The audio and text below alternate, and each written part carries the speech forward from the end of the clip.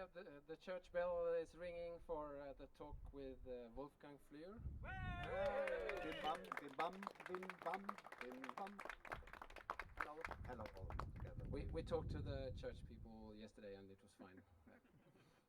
Yeah, we're gonna have a small chat and I'll ask some questions, and if you have any questions, yeah.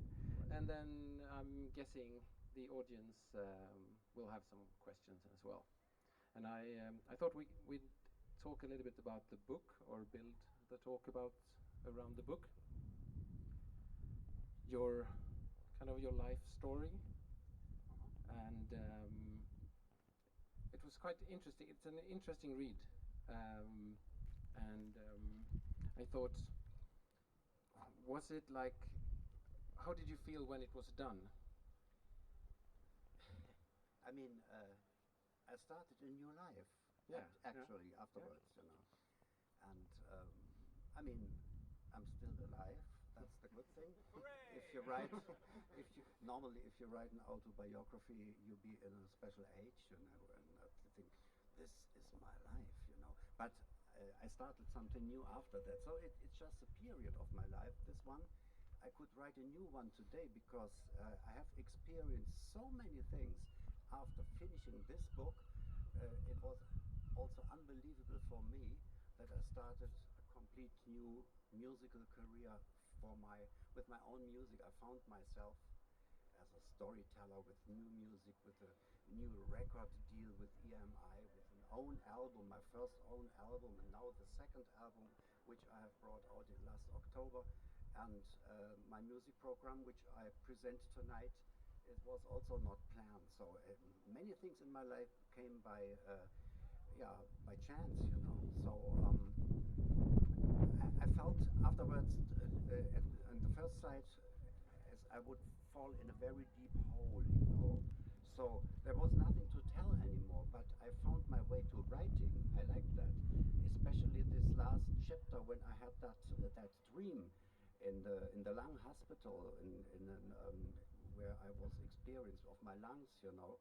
So this was a story. This was a little bit crime. That was a little bit, let us say, a play, you know. So, and I could tell whatever I wanted to tell, because it was a dream, what I described, you know. And in dreams you can have anything, so you don't hurt anyone, you know. That's the good thing in dreams. Can they be true? Can they be not true? So it doesn't matter, you know. And that was when I found my way to in being in love with writing, generally writing. So I started a new book after that with my wife. She's the filmer here. She's always accompanying me. And we wrote a book on the Germans. It had nothing to do with music productions, music culture, or anything. We wrote a very weird book with 16 short stories about the Germans living in the Rhineland, experience we had, especially my wife. She's Turkish, with the Germans, and I myself. And this was a new part, a new step in my life, bringing books out. And we had also, we got also a contract on that with a publisher in Germany. And it went well. It went very well. It was a big success, and we make book readings from this book, make book readings from that book in England, in Germany. I traveled a lot. I traveled much more than I ever did with Kraftwerk in the last 10 years. Unbelievable. So, do you think it was a must to get the book out to be able to move on?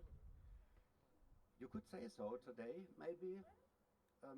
When I wrote the book, it was very necessary for me, because I had to have a real split from the past, because I always was asked by anyone, and I thought by myself, I don't want to tell every time from now on about my past, of my life, of my musical career, because it was not finished. It was just stopped for a special time, you know. I did not know how to carry on.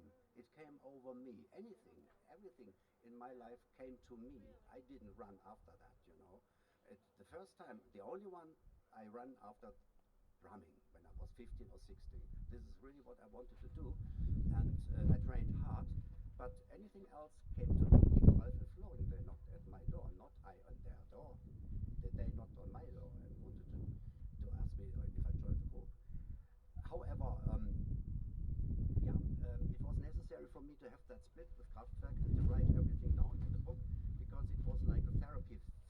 because I had depressions.